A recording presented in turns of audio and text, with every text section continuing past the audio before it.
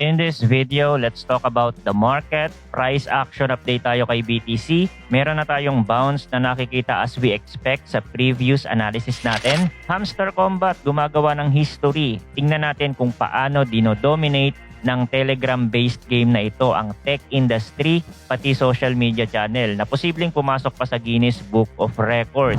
Update din tayo sa laban ng SEC and Consensus. At kung interesado kayo sa ganitong mga content, token reviews, crypto news, anything related to crypto, make sure to subscribe and hit the notification bell.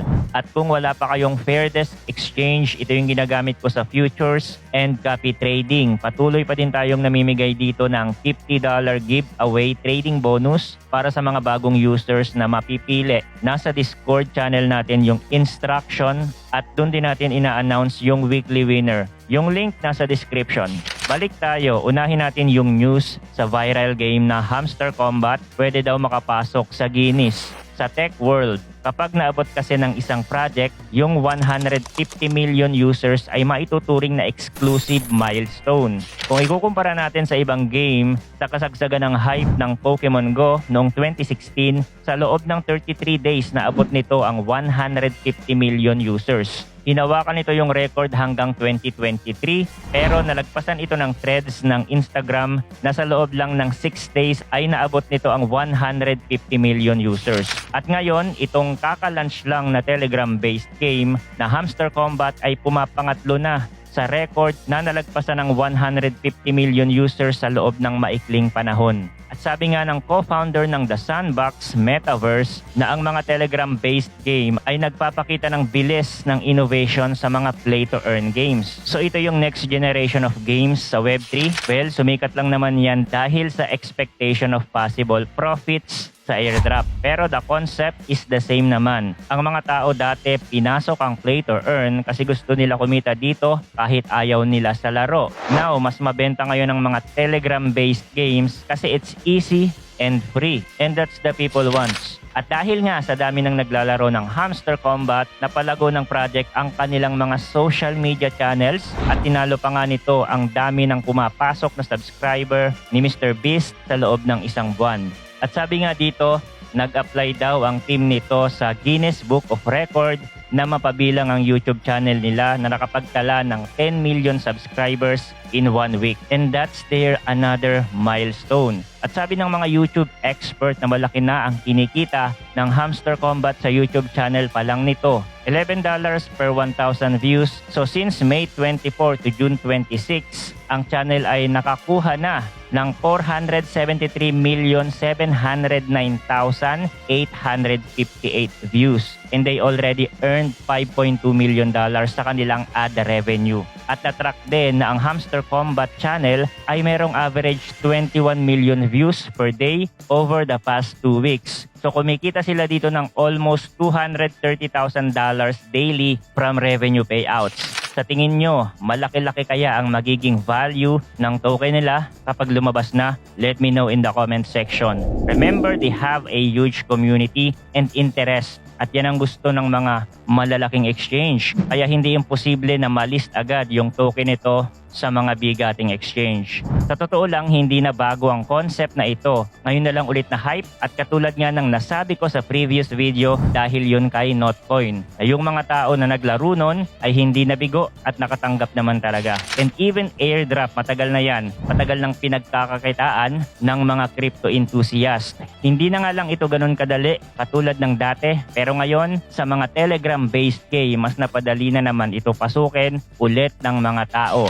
Iba pang news nung mga nakaraan ay ang SEC sues Consensus over MetaMask brokerage staking service. Ang United States Security and Exchange Commission ay nag-file nga nung nakaraan ng lawsuit against Consensus. Ito yung parent company ng MetaMask. Sabi sa complaint na ang company daw ay nag-ooperate ng unregistered broker and engaging in the unregistered offer and sale sale of securities gamit ang MetaMask swap since 2020. Kasama sa complaint ang sinasabi ng SEC na nakakolekta daw ang company ng $250 million in fees by brokering crypto asset transaction at sa pag-o-offer din ito ng staking services na walang proper registration na kailangan gawin ng isang company para maprotektahan ng mga investors. Ang SEC ay humihingi ng permanent injunction, civil penalties and other equitable relief laban sa consensus sa kanilang paglabag sa federal security law. Also, dahil nagsisilbing intermediary ang consensus sa Lido and Rocket Pool staking program,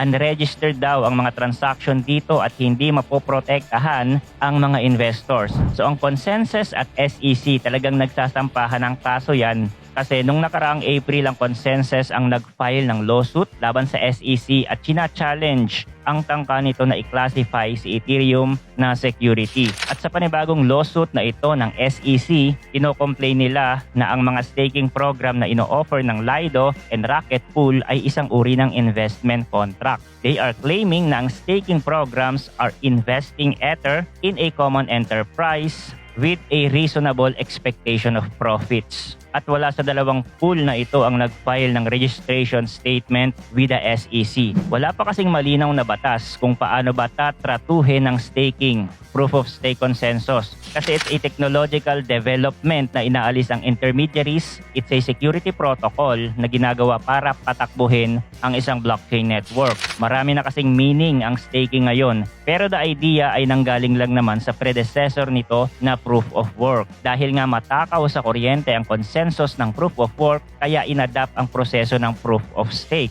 So pinagdedebatihan pa talaga yan kung karapat-dapat bang i-apply ang batas na ginagamit ng SEC sa blockchain. Anyway, price action update muna tayo kay BTC. Kung napanood nyo yung previous video ko about dito, itong nakikita natin na price movement ni BTC, ito na yung sinabi ko last week na magbabounce siya and could form a lower high.